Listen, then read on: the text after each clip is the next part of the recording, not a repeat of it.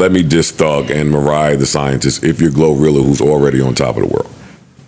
Like, it's a moment to be funny. No, she just had... What's up, everybody, and welcome back to another episode. Please like the video and subscribe. Our target is only 1,000 likes. A long drama-ridden criminal racketeering and gang conspiracy trial of United States rapper Young Thug that began nearly 2 years ago ended on an abrupt note. The Grammy Award-winning hip-hop star reached a surprise plea deal in the case amid threats of a mistrial that could have restarted the proceedings all over again. The rapper, whose real name is Jeffrey, pleaded no contest to 2 counts: conspiracy to violate the RICO Act and participation in criminal street gang activity. He pleaded guilty to 6 other counts related to drug possession and firearm violations. He faced 120 years in prison. Prosecutors sought a sentence of 45 years, with 25 years served in custody and 20 years in probation. Or in music that we need to get to, anything we need to tease each other about that's not written down, like... There's nothing written down on there. In music, we got a Young Thug. We got a Young Thug record, and we got a Glorilla diss track that may or may not be real. I'm not putting that on her. Glorilla makes better music than that. I hope this is fake. I hope it's AI. But it was a Mariah the Scientist and Young Thug diss track. And here we go. Let's hear a little bit. Just hear it.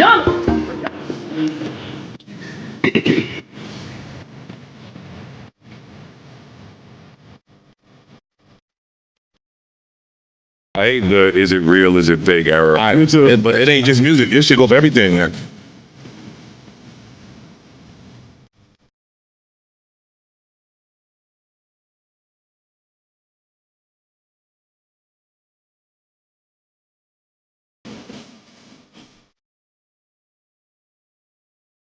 This is not very good. No, I don't know that it's AI though. It doesn't feel AI-ish. Or somebody imitating her. Yo, I'm not putting that on her. Can AI do that accent? Yes. Yeah, it probably could. Yes. But the flaws in it don't sound AI flawed to me. I'm hoping this is a bad song. ain't real. Yeah, I think it's bad. Whatever it is. It probably was not intended to be released, maybe? Maybe playing around or something and it leaked out. Yeah. It's still funny. It's funny. It's just bad. I ain't judging whether it's good or not. We ain't trying to sell records off the dog Mariah the Scientist list.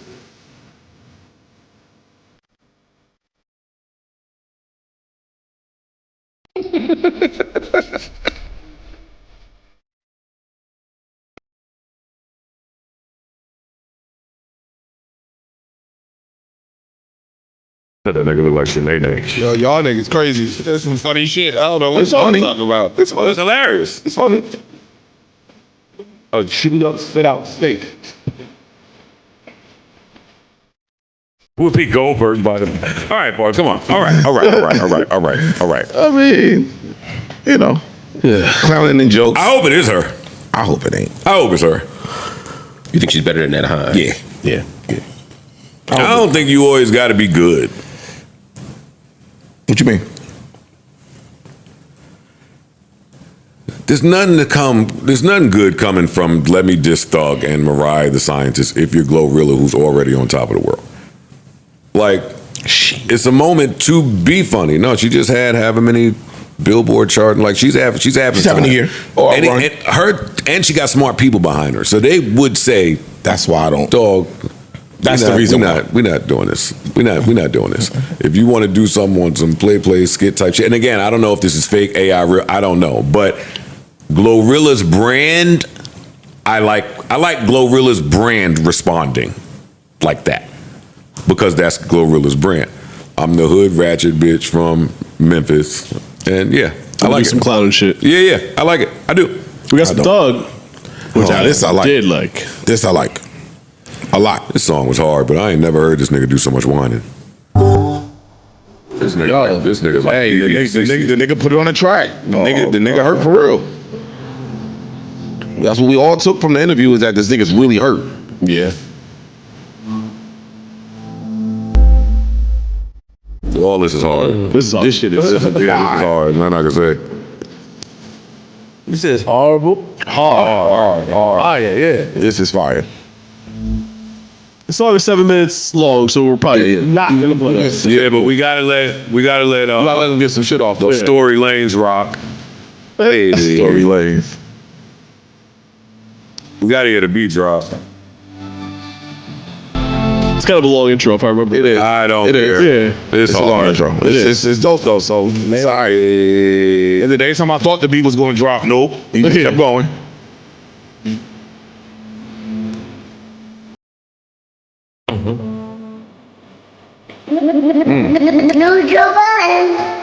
Not to bring him up, nigga. If Drake had this, if any Drake song started like this right now, it's a rap. It would be a rap. Yeah. Oh God. Hey, wait a minute. Hey. And what a way to announce your album. That's hard. This shit is.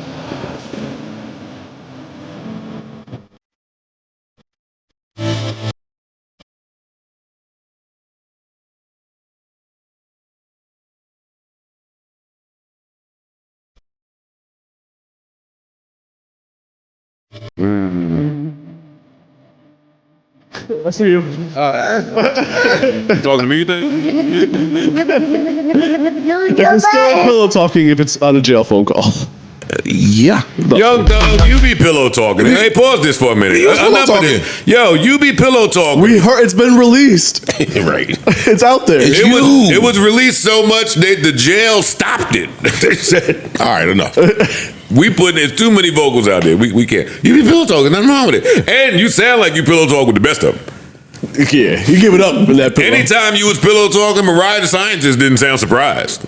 She didn't. You barely even heard Mariah. He was doing so much pillow talking. It was like the Fat Joe Khaled interview. Yeah. It was one-sided, man. Now you gotta come home and clean it up. Clean it, yeah. Now you gotta clean it up. Fuck it, clean it up.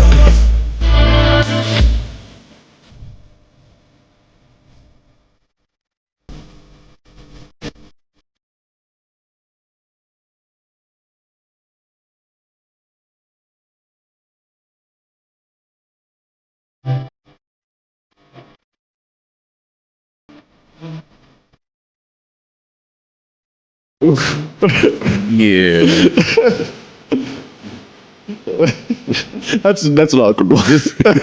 A lot. This whole part is awkward. Chicks be like, yo, you ain't gotta, like more embarrassment publicly. Yeah. Well, he ain't the best rapper if we gotta understand every word he's saying. Like, hey. See, this is what we want right here. Hey. Yes, sir. This is what we want right here. Hey. Hey. Wait a minute. Hey.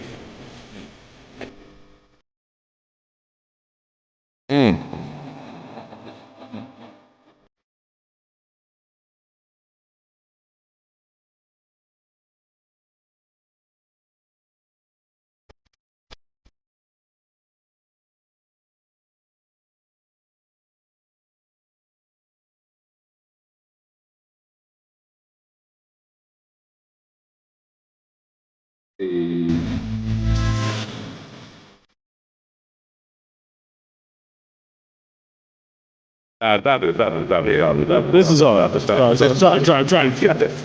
God damn. That shit is hard. That's hard, yo. That's hard. That shit is. This is what I want. Yeah. I mean, the podcast was great too, by the way, but this is a great follow-up to that interview.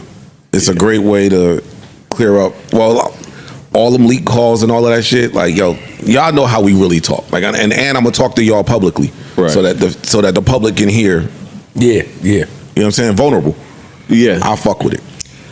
Yeah, I like a rapper. I like a rapper going deep about what they're going through. Yeah, me too. While they're going through it. Every time. Like, don't come tell me 18 months after the fact. I love this. Yeah, same. Even with whatever I may not love about it, I love it. It's hard.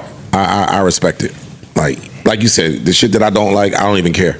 Or Like the fact that he just bared his soul on the track to everybody. yeah. My Which family, my peoples, my girl, everybody who felt like I did y'all wrong. Here it is. I'ma address it publicly. It sounds sincere in the Yeah, tone and all that shit. Yeah. Yeah, but you can't say all that and then go say that you want to have babies with the girl that your girlfriend already fought in the club, who she caught a case over, like I tried to tell y'all last part. So now you get on the soul, oh, my baby, I was wrong. I can't believe I almost lost you. That's how you got to do it. You got to get it back. You got to get it back. You encouraged me while I was feeling down. I was unhappy. Yes! That's what I was saying. But here come the fucking jail tough guys. Yo, let me ask you a he question. had to stay alive. Oh, get the fuck out of here. Let me ask you a question. Get the fuck out of here with this shit. Enough of this shit. I don't know what Enough. And listening to it, because we don't know when that jail call occurred with that girl. That We sounds know like when the fight occurred. when did the fight occur? It's online when the No, fight what I'm occurred. saying is, listening back, I think that call might have been first. That call could have led to the fight. Some shit like that could have happened. That girl sounded like she ain't spoke to Thug before, really. That might be like her first or maybe second, third conversation with him. How geek she was on the phone. And now my girl found out whatever, or she's so extra with Came it. in and seen the list. She's sitting here showing. Oh, that's how niggas get caught, that list. But that chick on that phone sounded like she would want it to be known that she's talking to him. So now you got these internet games played. Now my girl see you. Like that, we could have had that order backwards. Yeah. Oh, now you playing? You disrespect me? Okay, cool. Listen, man. Women have killed cheating. It's over. If you're cheating, stop it. You're headed down the wrong path, and you're doing the wrong thing. Yes. For real. They say we always joke around about cheating and escorts and all types of shit. It's not good. Let's take a moment We to don't kick do the that. truth. And respect your family. Let's take a minute. Honor your family. Exactly. Your children. Yep. You are a representation of them. Yep. Even when they are not around. Facts. Pick the person that you're most happy with, that you love, Talk. that you enjoy spending time with, that makes you happy. Support your ideas, your movement, your business endeavors. The person you confide in. Talk. And then ride out. That's right. Don't touch me, nigga. All that cheating shit, unfaithful shit. All that cheating shit. Don't point at me. Especially after a certain age, put it to rest. What it really says about you is that you lack discipline. Yep. You lack maturity. Yep. That's right. You're lacking in certain areas. Exactly. Funds. You lacking fun, nigga. Respect your queen. Respect your family. That's right. And that's from always. And that's from us to y'all. And that's from us to y'all. Exactly. Out Give you a little Wear music, your give wedding you a little ring. music bed to get your bars off on. Yeah, man. Listen. You should start. That'd be dope. Yeah. You still got one? I do. Yeah, It's in the box. That's dope. Who box? I had the same joke. Who box? Oh yeah, I'm happy you said that. Stop this. What you just said about my family, nigga? What I did, I wouldn't dare say nothing about your family. I love your You family. lost your mind, nigga? I love your family. It's in the He box loves your family. on my dresser, nigga. You're an idiot. What? I'm supporting you. What else needs our attention in music? Yo, I had a music question for y'all. What's up? So, 'cause I was listening to the new Kwame album. Okay. Because I wanted to. I love how much you love Kwame. Because I love Kwame. Yeah, I do. And the 12-year-old in me wanted this to be like a 5-mic amazing comeback album. It's the And it's the album's fine. I mean, it's not a bad album, but it sounds like Dated. a little bit. And Kwame's an amazing producer. He makes great music. I guess the question is, when older artists make music, what's the blueprint for a successful record? Getting it with somebody that's current, right? I don't think there's a blueprint for a successful record. I don't believe that. Okay, say more. Like so a rapper who we admire, we love. It says Joe Budden Parks. Yeah. I'm coming out right now with a new record. What are some things you're at least thinking about for them to make the record successful? Because you don't want them to sound like the kids, but you also don't want it to sound like it's 86 again. Hey, I'm not. I don't want to music nerd us out. I'm hearing this differently. It's a case-by-case basis, I would ask first what of that all. person deems as success. Okay. There is no across the board definition of success. I thought LL's last project was a success. I thought that was an amazing album. That's He sounded his age. He sounded current, but he didn't go far from his roots. That's what I was looking for. okay. He didn't look to be somebody else, and he connected with his base no matter how old they were. I thought that was successful. Okay. You know, If L came out trying to hit top 20 on the Billboard, It might be. even if it hit it, It might be weird. I wouldn't look at that as a success at all. Although it depends. I mean, if he did It can be done, but it could be awkward if you tried to rap over like modern. I guess. Yeah, that if he looked like he was trying to do He was that. trying to be Lil Baby. Yeah, that would It would be sound. funny. That would sound away. You know who's pretty good at doing that? But he don't really get the credit. Busta. When like his last 2 projects he dropped were good projects. He don't get the commercial success and the Billboard and all of that, but it sounds like I'm still being me today. I think a better example for me would be Fat Joe. Fat Joe. When was it? I don't even know. I mean, it's been a while since he had another hit, but he's probably got I another don't mean one. hit. in I'm his just talking about stash. projects. I don't remember his last. I'm just talking outside about of- like he always managed to get one out that's dope and doesn't sound like it's trying. It sounds modern, but it doesn't sound like it's trying All to be the way modern. up was the last one. I mean, like commercial success. No, that was his but- last hit. That's hit. That's a hit. But Yeah, Fat that's a Joe has released. He's released music. Yeah, Shout out to Fat. Fat Joe knows how to make music. yeah, he does. Yeah. You can hear that. A lot of it's production too, like Yeah. getting good music and like executing it well, especially from like legends. It really is hard to listen to a legend over like really bad production or really bad mixes. Well, that's what I which didn't like about happens a lot of times. That's what I like about Rakim's last album.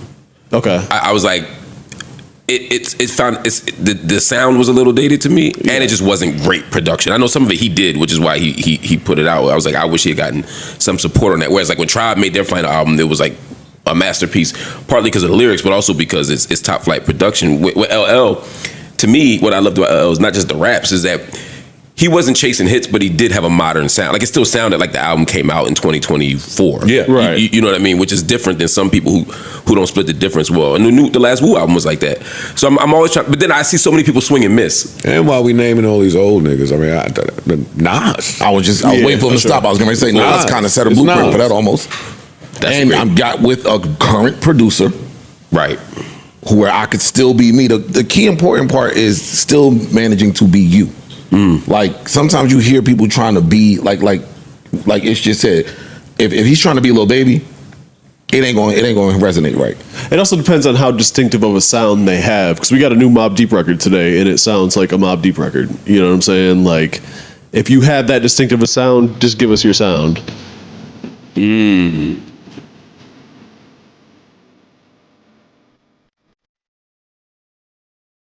It's against the world.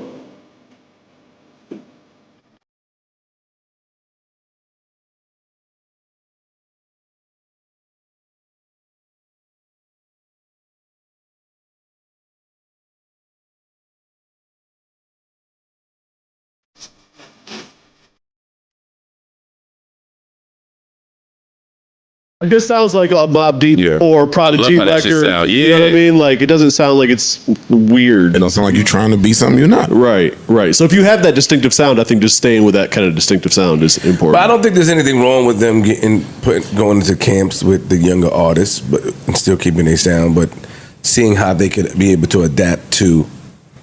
If you can do it successfully. Yeah, Yeah. see, there's nothing wrong with that. Listen, I don't fuck with Tekashi at all.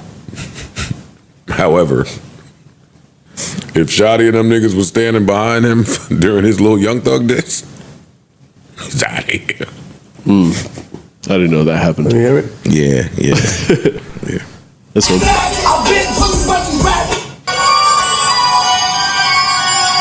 This is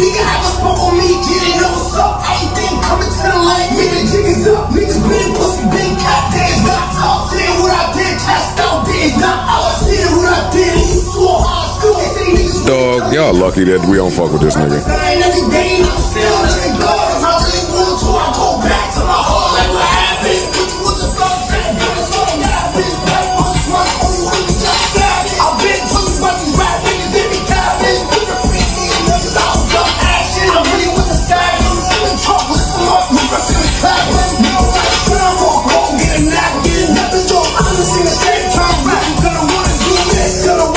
There's a chorus on this.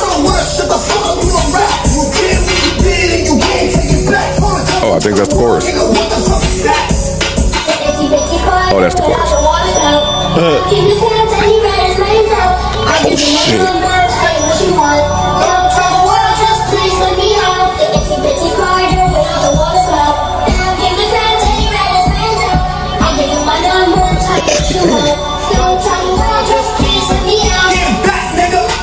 Told him tell the world. Didn't really love Please that get me chorus, out. but I see what they were trying to I do. see what he was doing with it. Yeah. I like No that comment. chorus. I don't comment on him either. That might have been my first time commenting on him since 2018. Oh my god. But I heard it was like, this little motherfucker can make a song sometimes. Sometimes you're gonna run into somebody you just don't fuck with at all. You just gotta. God damn it! Another They can put it together. Yeah. He can put it together. He's just him. So it's over. There was a tweet floating around that I wanted to ask you gentlemen about. Let's hear it. What's up? This is from a gentleman named the Black Sheep, who says, Dress? Shout to Dress. no, this is not Dress, but shout out to him. It might be Dress. Let me check. Nah, No, this is it's not. Dress. It's not. Paid in Full will be developed into a TV show. Another show about drug dealing, killing, and degeneracy. Yay. The community will champion this and in the same breath be tired of slave movies, though. I think it's I thought it spawned an interesting it conversation. is. I think in the inner cities of America we can relate to Yeah. A lot of drug deal in the street. A lot of niggas saw this. Yeah, we saw it.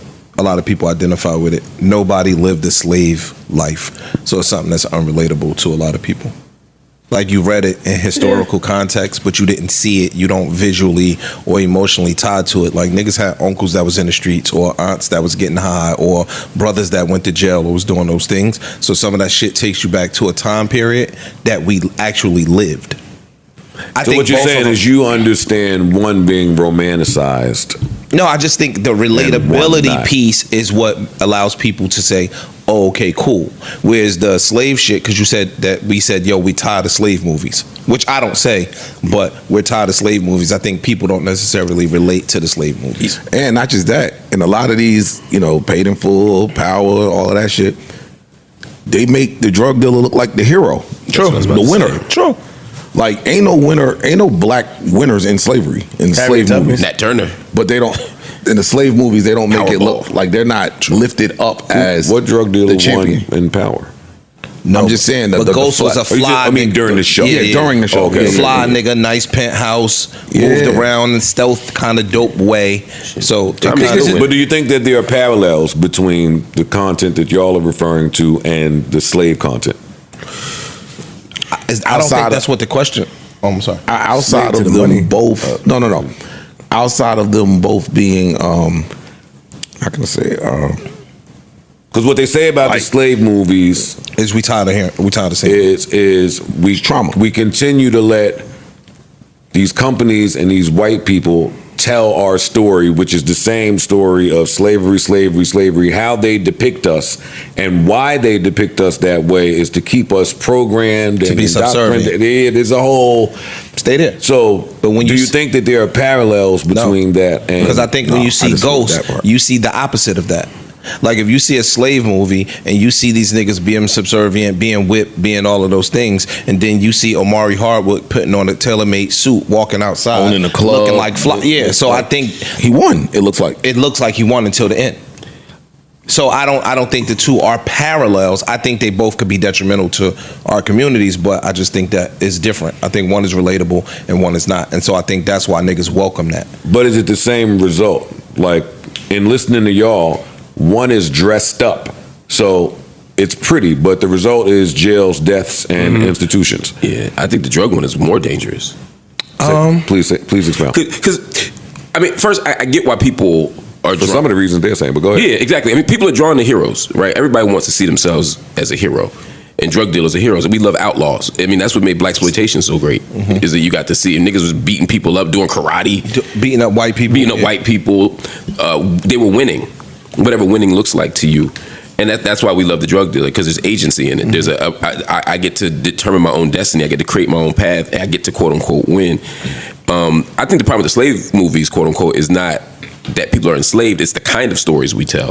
If we start making movies about people enslaved sneaking to teach people to read, overcoming their oppressors, you know what I mean, developing religious practices, making new cuisines.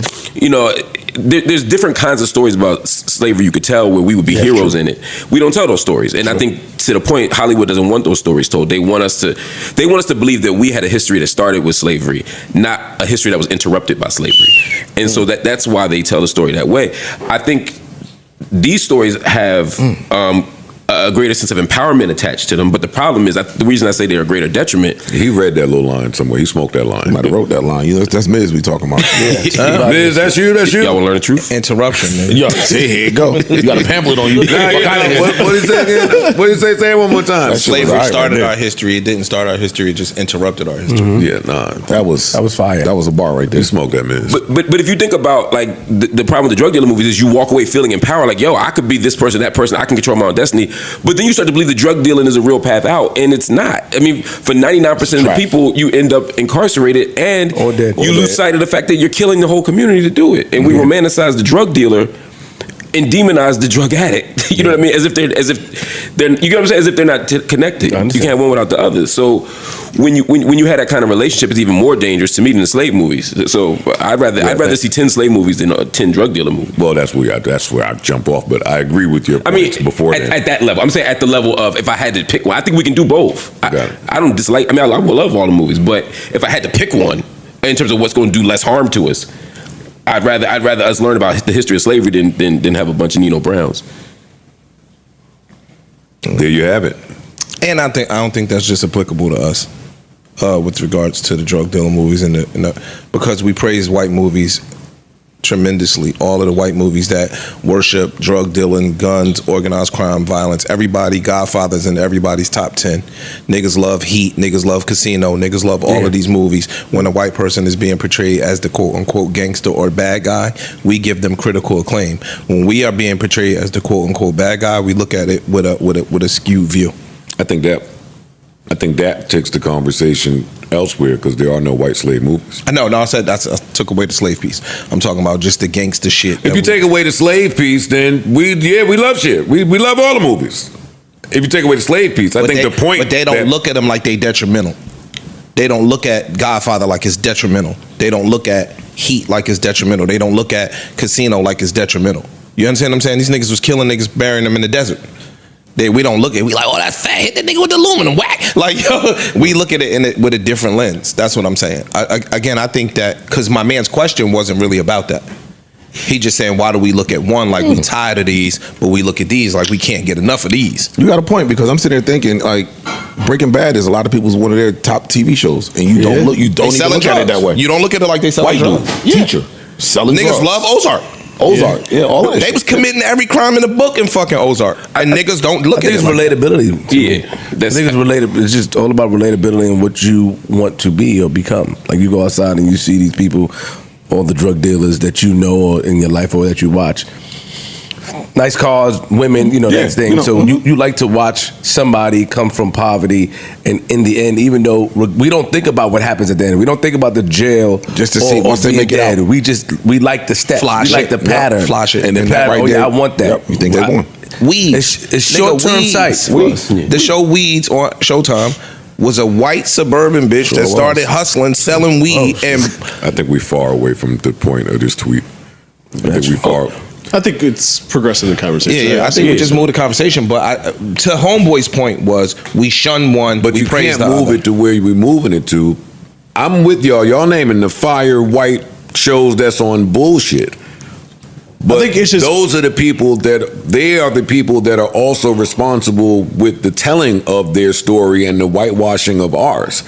So those people would be allowed to be whatever they want to be because we're going to change the curriculum in the school. We're going to change the heroic firefighter that was at 9/11. We're going to make him white. We're gonna paint our story so we could be all of it. Y'all can only be the slaves and this bullshit. How do you think that a black? So I don't think. I think we. How do you think that a black producer would tell a drug dealing story? a story about a drug dealer. What do you mean? difference? We've seen it. Look at New Jack City. We've seen it. Like, but I'm saying, Yeah, but how is Nigga, that? power is black people. But how is that? It's not different. You're saying that it's different, right? You're saying that compared when white people tell it. It's No, I think he different said from white people get to tell a multitude of stories. as far as themselves, or tell, About he said themselves. He used the word whitewash. Our Yes. story. Yeah, That's what he used. so they take. To me, and I don't want to speak for Joe, but for me, it's that white people. Or I don't want to say white people because it's not the point. The power structure. Yeah. yeah. Represents black people in a very narrow stream of ways. Yes. Whereas whiteness gets a wide range of representation. So a white person has the luxury of being a drug dealer or a suburban school teacher that cooks crystal meth or Jersey Shore. Because when I think I don't walk into a room meeting Parks for the first time and think, yo, you probably like that dude from Jersey Shore. Yeah. But when people come from across the world and walk here and see y'all dressed the same way you're dressed, and, look, all of us, they might think you're like the people from Power. Because because TV represents blackness in such a narrow stream of ways, as violent, as irrational, as immoral, as hypersexual. Like, that's how blackness gets represented.